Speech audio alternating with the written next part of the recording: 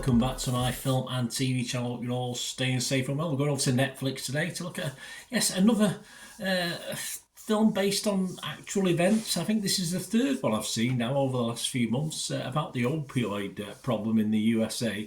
This one is called Pain Hustlers, so we'll have a look at that today. Please, if you're new to the channel, push that subscribe button, push the bell notifications, everything film and TV, of course, film reviews like this, series reviews, TV series, streaming film reviews, etc., and cinema films, whatever, and previews as well. So information vlogs, lots of different things. Jump on board, spread the word.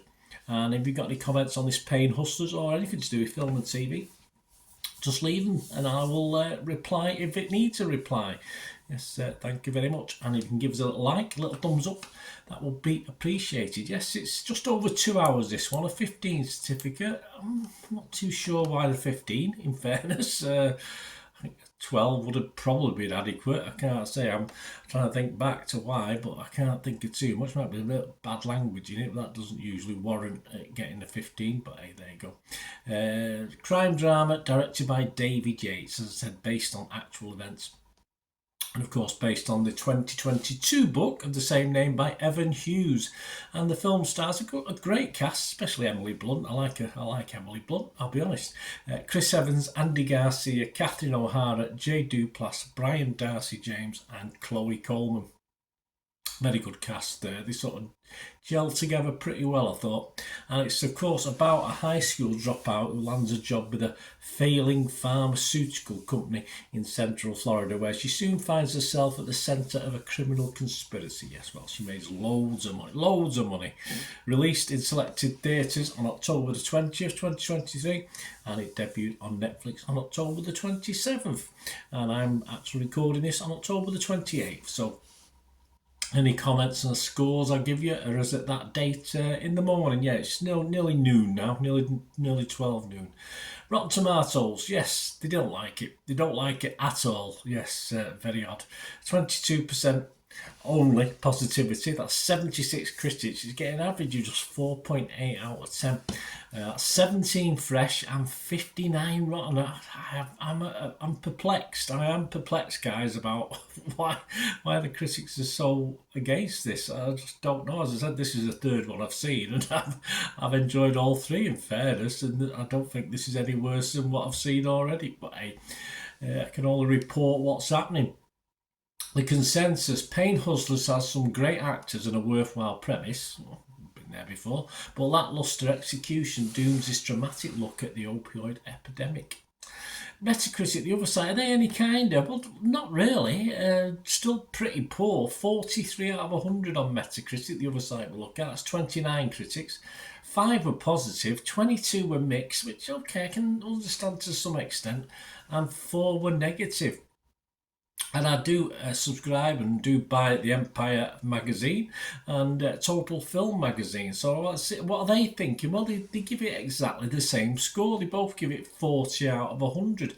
Empire say it offers the bones of a compelling story, but one-note characters, riskless storytelling and creaky pacing prevent this film from making an impact. This is a prescription best left unfilled.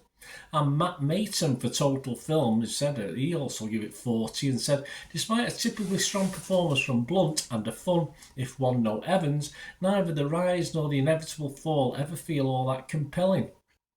It lacks the sheer audaciousness of the similarly structured The Wolf of Wall Street. You can't compare this to The Wolf of Wall Street. And doesn't come close to the energy of The Big Short, I don't know what that one is, which whipped up furious indignation while being massively entertained at the same time.